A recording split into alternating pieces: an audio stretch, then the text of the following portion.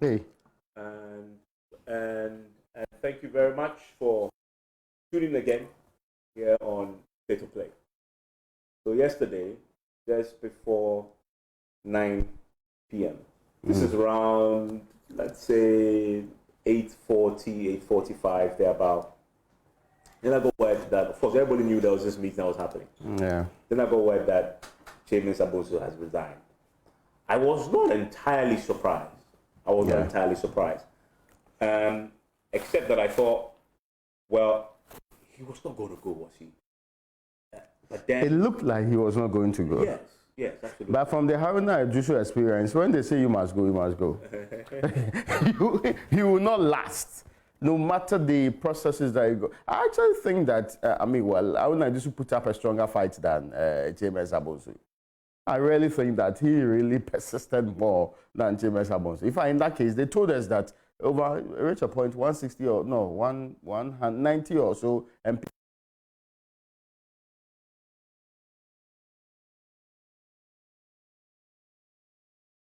invincible. For a very long time, it didn't make sense to make anybody replace him, or unless because he had actually not contested his primaries, it means that he was going to be out of parliament. So he really had 9 months or 9 months, to be out of parliament, whether he liked it or not. So that was going to happen. It just happened that the way we heard it. I saw NPP people I knew on Facebook already telling us the leadership in parliament. Oh, they are moved on. They were telling us. People were campaigning for the vice president and the NPP today. Basically putting out there, social media activists, telling us a new leadership of parliament. And somehow, some way, it appeared a bit awkward because the understanding was that this is a man you needed to continue. Not long ago, Evans, you and I sat here and said he's the best minister in government. Yeah. The kind of job that he's supposed to do and the kind of parliament unprecedented in nature that he had to handle, it was a big job that he was doing and that he had done very. Even though he was on the side, he was like the translator between two very hostile tribes. Yeah. His job was keeping his people in check and also getting them to do the job that they had to do, getting them to appear every single time he needed them for a major vote. And sometimes he slipped away from the e-levies and other things happening along the line. And also, on the other side, having to operate with the speaker who was not on our side. I'm not sure in this Fourth Republic anybody who can claim to have had such a difficult role as leader of the House. So basically, if you count the speaker as part of the people determining government business, when they sit on the table, they are more than you in the majority. Yeah. They are essentially on the side. The job of Kyei-Mensah-Bonsu was perhaps the most difficult. So I felt this is a perfect man to be in there. But when you take him out of the parliamentary process, if you sit him down and listen to his ideas about how we should reform the constitution, improve governance, they are solid. They are not partisan in nature. It's the reason why he was the one who was able to put a team together to look at what can be done with the constitutional review process and where we should take it up from and move it forward. I hope you get my point. Yeah. So I was particularly impressed with the difficulties he had to go through and still be leader of the majority and leader of the House. Then subsequently, you start hearing things. Kyei-Mensah-Bonsu wants to be minister. You heard those ones. People started saying it. Oh, he wants to leave parliament. He wants to. When the reshuffle blues came in, he was one of the people that I have heard that he was going to be moved to a different ministry. And it was going to be pretty obvious that, some people mentioned foreign affairs. That he was going to, because the foreign affairs minister is already ranking to go to Commonwealth Secretariat and all the other conversations were happening, and that you needed Kyei-Mensah-Bonsu moving to something else. Was he pushed or did he jump? Oh, I think he was pushed. Because you see, the same people who was telling us about all of these, he was moving, he was going there, you could sense where their statements were coming from. The same people were also preparing. The same people made it very clear that when Markin has started doing things like incoming leader of the majority, he has started attending meetings and meeting people in a quasi that capacity, even though he's deputy and people know that he's deputy. The conversations around him is going to be around that end. Then there was reshuffle. His name was not on the reshuffle list. In fact, it was not a reshuffle because he's still minister, right? but is he still Minister of the Parliamentary Affairs? So what we know is that a formal announcement will be made. His ministry will be scrapped. So he's still Minister for Parliamentary Affairs. Yes, but there's a different majority leader. Exactly. So that is why that formal announcement, as we speak tonight, has still not been communicated. Because he has to come to the Speaker. Yes. When that happens, of course, his position as a Minister for Parliamentary Affairs becomes untenable. Yes. But from what we learned, that ministry will cease to exist once that formal announcement is done. So they'll scrap it. So the Afenyo Markin will just be the majority leader and not have that. He will not be a minister. He will not be a minister, Okay, from what we understand. So that's what we know. But here's the thing, though.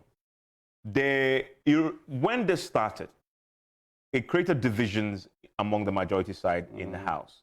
We're asking the question, so who really pushed Kyei-Mensah-Bonsu? Who really pushed him? And you said he was pushed. Who pushed him? The last minute meeting. Yes. Who pushed him? Oh, then it will be the president. Well, obviously, because in that room, it was the ultimate voice. Yeah. But who else was in on this? Let's track back to last year. Last year, the rumor surfaced that he was going to go, but there was going to be reshuffle. Yeah. I went to interview him, and I asked him that question. He gave me a cryptic answer, and his answer was suggested that he's head that they want to remove him, but he pretends he's not head, and that they should proceed. They should do what they want to do. So he knew about it as of last year, that there was a move to move him. Yeah. So this isn't new. It isn't new. That's true. Except that with the election of the flag bearer, with the changes that the president has made, a decision has been taken. The time is now. But it's also very obvious that he didn't want to leave, especially when the aspirations of one being a minister of foreign affairs, which everybody knew was an open secret, that he wanted to get, so that Shella Koboche can do something else as part of the reshuffle. Commonwealth Secretariat. We have all thrown our weight behind her.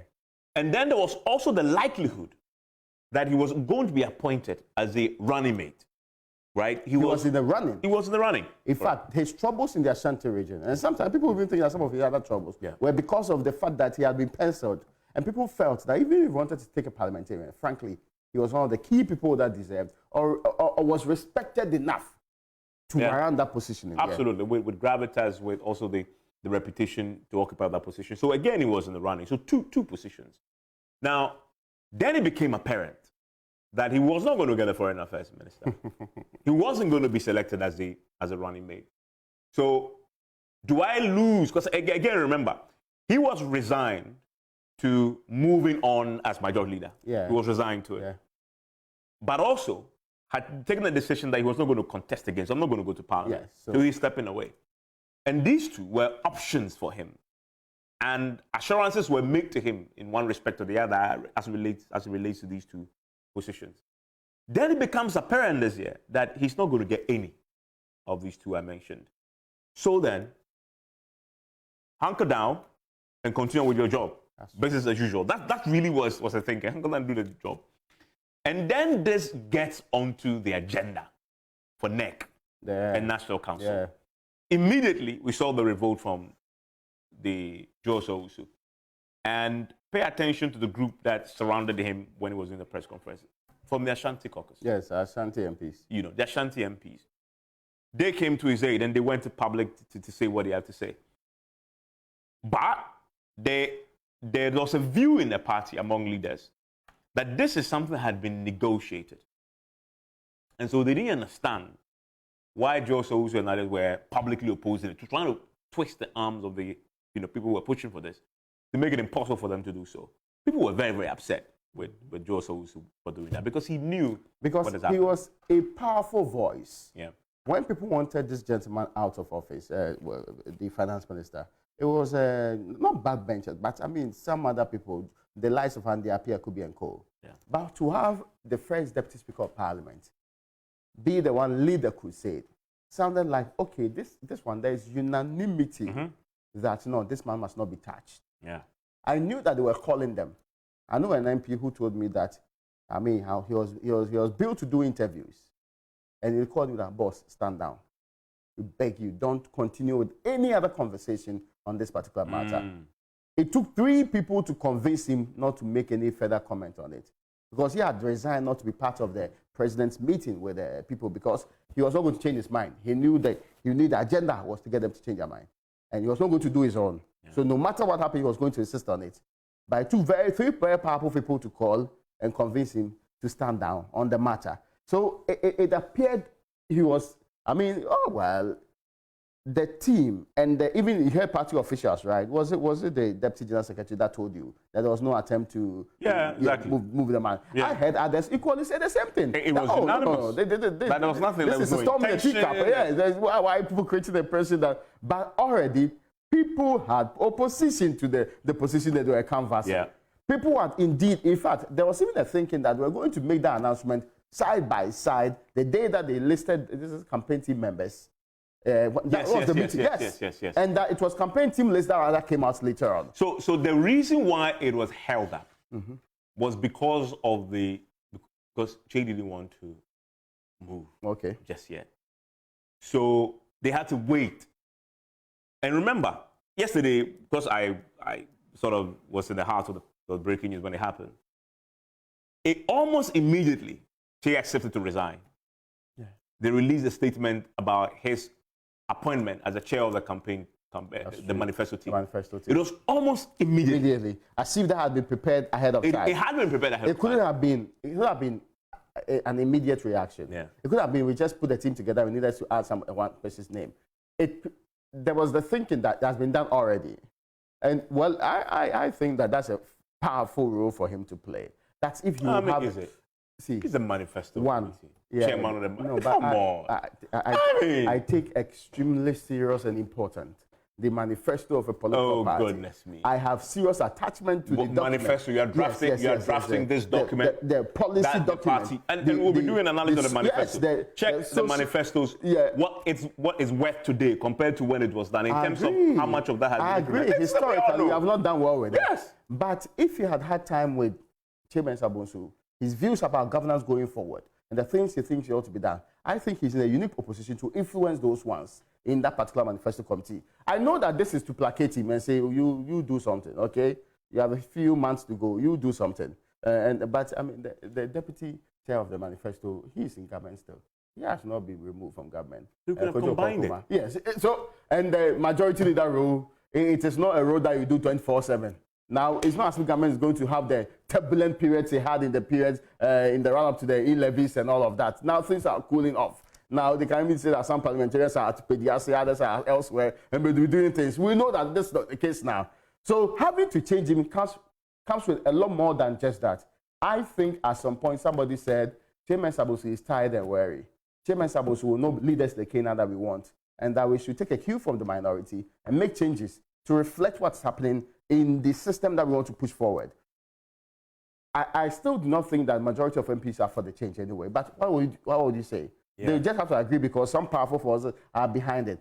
Would they give Afenyomakin the cooperation that he needs? Oh, obviously, you can expect tension there. Yeah, a bit of that. You can expect tension. Yeah, because he was, and if you listen to some of the parliamentarians, Kyei-Mensah could personally speak to some of them for them to calm down positions. He could personally get them to, okay, no problem. Let's see how we can deal with this going forward and all of that.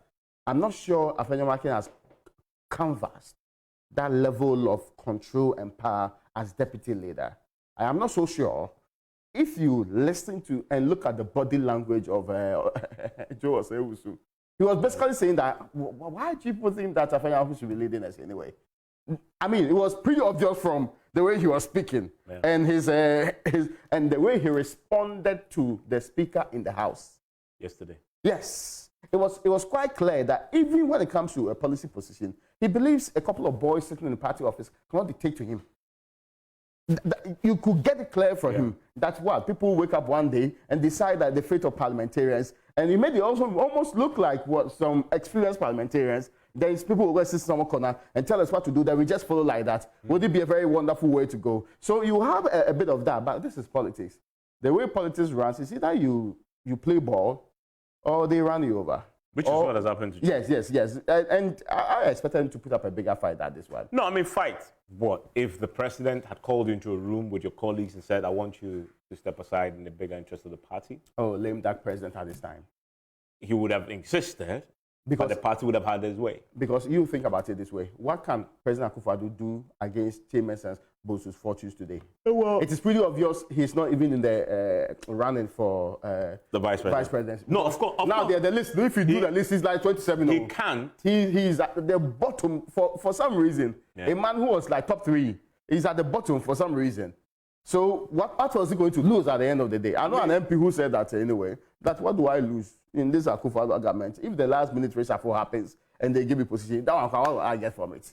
And of what use is supposed to be going forward? So that sentiment could have driven a certain change. I remember we were having a conversation here that this extraordinary role by party in controlling and Kojo Mpiani told me the same thing. He told me about what happened in 1979, where a similar change actually occasioned the man saying he resisted the change in leadership. Yes, he resisted the change. Do you know what they did? They expelled him from the party. That was the only way they could get him to actually leave. That is why the parties are so strong. Yeah, because when they expel you, invariably you're not. Yeah, you lose your seat. Yes, so that's how they could actually get him to do so. Not long after that, when they expelled him, then the entire parliament was also collapsed because of the 82 coup anyway. But fast forward into a system like this. Kyei-Mensah-Bonsu is out. The new leadership versus the minority leadership. I suspect there's better cooperation more likely between Afenyo and Atforcing. You think so? Yeah, I suspect that will be the case. I'm not sure if that will prevent people from saying that he's compromised, because the NDC will always have difficulties with their leader who cooperates with the majority. Yes. Why? You are there to do business. If you do not do, then you'll be laughing around and creating the impression that you ask Aaron Idusu how it's like being very nice and friendly to the majority in this case. Now, I mean, so again, yesterday the speaker sort of gave a ruling that I felt was fascinating. Because you remember, frankly, I felt it was a useless intervention because the way things were rolling out there, he should have waited. Anyway, he says he's not going to bring his food, whatever. But yesterday he ruled. He said, "This is my ruling. If you disagree, go to court." He's just now coming to give us his reasoning behind it. If they rejected it, what would he have done? If they rejected it, if Kyei-Mensah and co said that we're not going to make any change, what would he have done? Change what? As in, like, we're not going to allow anybody who's been appointed to come in. Would the speaker have taken the list and read it and said, "Hey, I'm forcing you out of the seat"? Well, I guess not. Yes, I mean, guess not. And the reason for me why it was strange is there was a time when Abang Bagbin was a target within the NDC. People wanted him out in the local. Do you remember this? Yes. It took Kyei-Mensah-Bonsu and others to fly all the way to the Upper West region to go and campaign for him. You remember this? Yes, I remember very well. Yeah. Because there had been a conspiracy to get him. And the argument was that his experience, we need him, he's competent, and such hands are forever required. Exactly. And Kyei-Mensah-Bonsu was beside him, against his own party's wishes, campaigning for a man who was going to stand on the ticket of the NDC. In a constituency that I believe the MPP was going to fill the candidate. Right? That is how much he put himself on the line for Abang Bagbin. And then you sit in the chair. You have this man who is now under pressure to leave, right? And then you in essence say, and that for me, it was a story yesterday. And he was not required, and that's why I'm insisting. There was nothing that compelled him to do it. Yes, he was not required to do that in effect, of all the days in his life. What he did yesterday was to give the MPP the all clear. Brilliant. To proceed with it. To proceed. In fact, it was big. And you see, he said something very instructive. He said the parties had called him to complain. Well, I'm paraphrasing, but that's what he said. Yeah. He said the parties are not happy with the provision because the clause says the majority and minority leaders are determined by the caucus. Yes. He never said in consultation with the parties. So the parties were completely cut off the thing. And then he says, well, in interpreting it, you cannot take away the parties. So he, in essence, on the back of the controversy around Kyei-Mensah must go, then comes to say, well, MPP, you can go ahead. Yeah. In fact, he says the parties must control the process. They must lead it. That's it. In fact, that's what he said was the distinction between what he was saying and Joe. Yeah. He insisted that his emphasis is on the parties leading. But see, I mean, if anybody does not understand the thing at all, where is the party must lead it in the rules that he was interpreting? And the man created his own controversy. He said when there's controversy and there's difficulty in interpreting something, who said there was any difficulty? Who had raised that before the parliament that there was a plain difficulty? black and white. I didn't get the point. Who was unclear in his mind? Which member of parliament had raised the matter prior to he getting on board that? I actually think that, of course, the minority MPs will be gloating and be saying that, oh, this is what we want and this is what and they are forcing the man out while those ones are not enough for you to come in. Pretend that you can't see the letter, and it is a basic rule of interpretation. Unless he leaves on a said interpretation, when the letter is clear, why are you reading your own meanings into it? Why are you saying that somebody called you and gave you some background? So the people, their views matter outside. But then again, I felt he could not do so. Abambabin supported the minority change in leadership. He was for the opinion of the party imposing or party determining. Yeah, he couldn't, in principle. Have also, mindful of. He could have stayed away. Quiet. Yes, nobody invited him. Nobody. And I found it very strange. Anyway. Kept quiet, let the thing play out. First of all, it's happening in another political party. And it would have ended just the same day. So your ruling would have been needless the next day. Absolutely. So you go and write it and bring it. Then so when I was ready with it, it was no longer useful. So you can move forward with it, or even give the rules going forward. But to create the impression that you were needed to make a change at the time that you knew that your people were going for a meeting, not long before that meeting. Oh, that was bad. And you see, he knew the meeting was happening because he actually references the meeting. He says he knows that MPP are about to meet and it will feature. So he was fully briefed. He basically said, whatever you do. It was almost as if somebody in the MPP lobbied him. Yeah. Because he kept on referencing the parties add on to it. That come and declare this so we can sort of deal with this revolt that we're about to have. And you think about it, the kind of energy he will give to the people. The person you are going to send your list to says, oh, I know you are the legitimate source. So if you bring the list, I will come into in good faith. That's basically what he was saying. If you say that it's the party that should lead it, it means that if the party even ignores the parliamentary caucus and brings you a list, you go ahead and keep it as a legitimate one. He says that the parties must lead, they must control the process. If they are controlling the process, then you must have your say, but the party will just say, in essence, that we can't do anything about it. But that, for me, was a strange one, considering that relationship that has happened. No, I really feel for Kyei Mensah-Bonsu. Has he offended Babin too? People said he became too friendly with the man. He disrespected him on several occasions. Oh, but that's what leadership do. I mean, floor, I think, I remember there was a time that Josu told, what do you call it, Acquah, please don't let me disrespect you. I remember. It was a very popular soundbite. He said, don't let me disrespect you. Yeah. So as for having difficulties with the speaker, why not? I mean, why? They are on both sides. No, you're right. You're right. So what's the big deal with having to differ in opinion on that? And yesterday, I was going back to make the point about I feel for Kyei Mensah-Bonsu. Yeah. Because considering his sacrifice for this party, for the MPP in Parliament.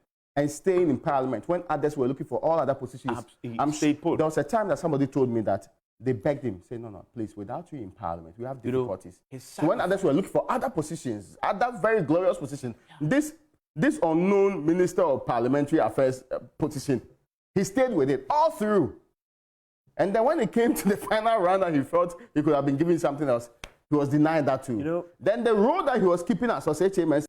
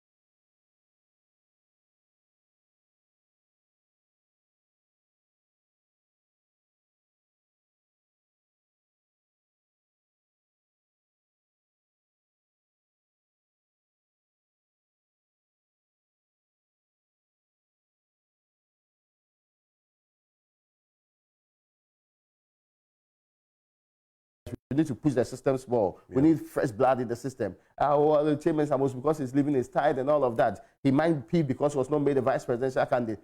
All of those things could be true. But is that how you manage the exit of somebody who is served for this number of years? Yeah, I mean, a word about his replacement, Afenya Marking, great guy. In fact, today I had Murtala Mohammed, who rarely praises anything MPP, say that, you know, he is qualified and can do the job, etc. And that's true. He's very ambitious. I have absolutely no doubt that he's right for the times because of the election year and all that. But the handling of Kyei Mensah-Bonsu could have been better. This whole thing could have been dealt with in a far mature way than has been done. In other words, if you wanted him out, be consistent about it. Don't let it start with a rumor. Don't let it start with a rumor that you have a whole first deputy speaker of parliament going to a press conference and responding to rumors. Yes. He knew what he was saying. I get it. He publicly had to put in the rumor framework. But he knew that people were trying to move the guy out, right? And for me, that is the tragedy of all this. That what does it do to those who really also want to sacrifice for the party? Right? Yes. Because down the line... In any case, you, Afenya Marking, you are in today. Yeah, if Kyei Mensah-Bonsu, you can do this... Assuming in 10 years' time, people feel that Afenya Marking, you ran your course. You are unable to deliver on their foundations. Yeah. I mean, but for him, it's not his fault, right? I mean, he of course, he will take over, but the president, the party, whoever decided this, should have handled this far better. Considering who... Look, in our democratic history, nobody had done more in parliamentary affairs than him. There are a few of them, of course, in our history. He will be among that select group of people. Yeah. You know, the Alajetes of this world, the Mensahs of this world. If you're mentioning that, those... And he prioritizes parliament. You think about it. No, he's a man who... He's always there. He's always there. And I've interviewed him, his dedication to the task. He's just brilliant. Anyway, so Kyei Mensah-Bonsu is gone. He'll be announced very shortly. His ministry will be scrapped. We'll see. He's the chairman of the manifesto committee, so we'll hear of him. A very important position which you disagree. Well, I completely disagree. Yes. Even if he was the chairman of the campaign, that is stronger. Yes, of course. Yeah, I agree. As in the manifesto, they're down there in terms of their influence. Yeah, there's nothing. I mean, it's just more work for very little influence. That's true. Far more work from very little because far more paperwork. It will be scrutinized heavily, criticized. You take a lot of the blame, but the influence isn't there. I mean, seriously. Joining us on the line is Kyei Mensah-Bonsu, the chairman of the manifesto committee. The majority leader. He's Minister of Management Affairs. Oh, please. If I were to be him, sometimes you also retire nicely. Well, but he did so. Yeah. He did so, didn't he? Yeah. He said he's not going to run again. He was on his way out, no matter what happened. Yes. So that exit, this is when, and that's why this, I think, is tragedy. And in all fairness, in the next 8 or 9 months, if Afenya Marking converts himself into even a speaker, there's very little he can do actually in this period. I mean, but Afenya Marking is strong. I think what they need now is somebody like him who can marshal people. Well, he's strong. Well, no, my point is that it always comes with difficulties. Some people are peeved who think that, it also boils down to how they're able to manage that. Listen, enjoy the rest of your evening.